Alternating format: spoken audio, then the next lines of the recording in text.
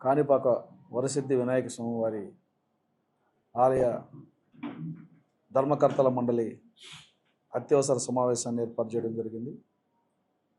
ముఖ్యంగా ప్రపంచవ్యాప్తంగా నెలకొన్నటువంటి పరిస్థితుల కారణంగా ఇరాన్ ఇజ్రాయెల్ మధ్య జరుగుతున్నటువంటి యుద్ధం కారణంగా అనేక రకాలైనటువంటి విపత్కరమైనటువంటి పరిస్థితుల్లో ముఖ్యమైనది గ్యాస్ సరఫరా. మనకు కాణిపాక వరసిద్ధి వినాయక స్వామి వారి ఆలయానికి వచ్చే భక్తులకి నిత్య అన్నదాన ప్రసాదాల కోసం, అట్లాగే నైవేద్యం, త్రికాల నైవేద్యం తయారు చేయడం కోసం వాడుతున్నటువంటి సిలిండర్ల యొక్క వివరాలను ఒకసారి చెక్ చేసుకోవడం జరిగింది.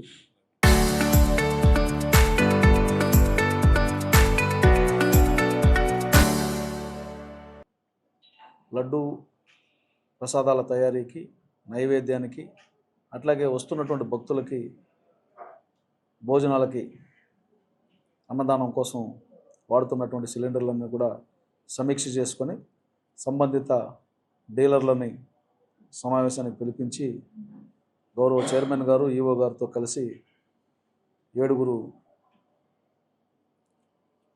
సభ్యులు హాజరయ్యి ఈరోజు ఒక నిర్ణయం తీసుకోవడం జరిగింది. ముఖ్యంగా ఈ పరిస్థితులు చక్కబడేంత వరకు 47.5 kgs సామర్థ్యం ఉన్నటువంటి సిలిండర్లని ఒక 50 సిలిండర్లు రిజర్వ్లో ఉంచుకోవాలని, 19 kgs సంబంధించినటువంటి సిలిండర్లు 100 నుంచి 150 వరకు రిజర్వ్లో ఉంచుకోవాలని, రెగ్యులర్గా జరిగే సరఫరాని యథావిధిగా కొనసాగిస్తూ మాకు అవసరమైన మేరకు మీరు సహకరించాలని చెప్పి ఏజెన్సీల వారిని పిలిపించి మాట్లాడడం జరిగింది. తదనుగుణంగా సంబంధిత ఏజెన్సీ వారు ఆయా కంపెనీలకి మాట్లాడి తీసిపెట్టవలసిందిగా మేము రిక్వెస్ట్ చేయడం జరిగింది. ఎందుకంటే కాణిపాకం ఆలయంలో సుమారుగా 3,500 మందికి పైగా, పర్వదినాల్లో 5,000 నుంచి 6-7,000 మందికి వరకు కూడా ఉచిత అన్నప్రసాదాలని అందించడం జరుగుతుంది. అట్లాగే భక్తులకి క్యూ లైన్లో పాలు, అట్లాగే ప్రసాదాలు, పోటులో నైవేద్యంతో పాటుగా లడ్డు, వడ ఇవన్నీ కూడా తయారు చేస్తూ ఉన్నారు. వాటన్నిటికీ కూడా నిత్యం గ్యాస్ అవసరం ఉంది. 19 కేజీల సిలిండర్లు మాకు నెలకి సుమారుగా 270 సిలిండర్లు అవసరమవుతున్నాయి. ఒక రోజుకి 9 చొప్పున వారానికి 63 సిలిండర్లు అవసరమవుతున్నాయి. అట్లాగే 47.5 కేజీల సిలిండర్లు రోజుకు 2 నుంచి 3 సిలిండర్లు ఖర్చు అవుతున్నాయి.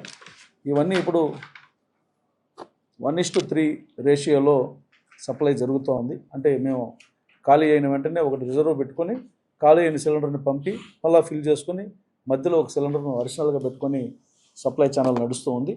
సో ఇప్పుడున్న పరిస్థితుల దృష్ట్యా ఇప్పటికే మనకు అందుతున్నటువంటి సమాచారం ప్రకారం 19 కేజీల సిలిండర్లకి 110 రూపాయల పైన ధర పెరిగింది. ఎందుకంటే సప్లై తగ్గింది కాబట్టి.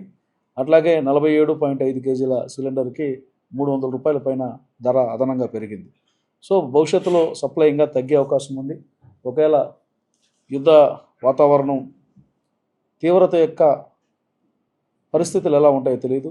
పెరిగినా తగ్గినా ఈ సంక్షోభం అనేది కొంతకాలం పాటు ఉంటుంది కాబట్టి దాన్ని అధిగమించడం కోసం అవసరమైనటువంటి చర్యలు తీసుకోవడం జరిగింది. ఇప్పటికే మాకు అందుతున్నటువంటి సమాచారం ప్రకారం కొన్ని దేవాలయాల్లో కట్టెల పొయ్యిలు ప్రారంభించారన్నటువంటి విషయాన్ని తెలిసిన వెంటనే మేము అత్యవసర సమావేశాన్ని ఈఓ గారికి చెప్పి ఏర్పాటు చేయడం జరిగింది.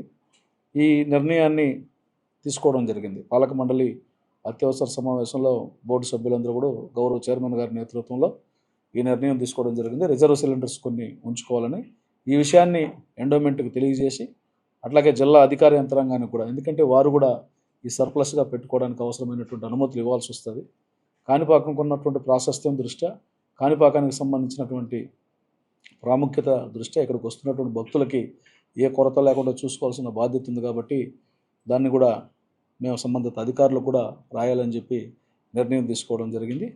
అట్లాగే దళిత సత్రం కేటాయింపు విషయంలో కూడా గతంలో పాలక మండలి కొన్ని నిర్ణయాలు తీసుకుని ఉన్నాయి. వాటిని ఎండోమెంట్ కూడా పంపించి ఉన్నాం.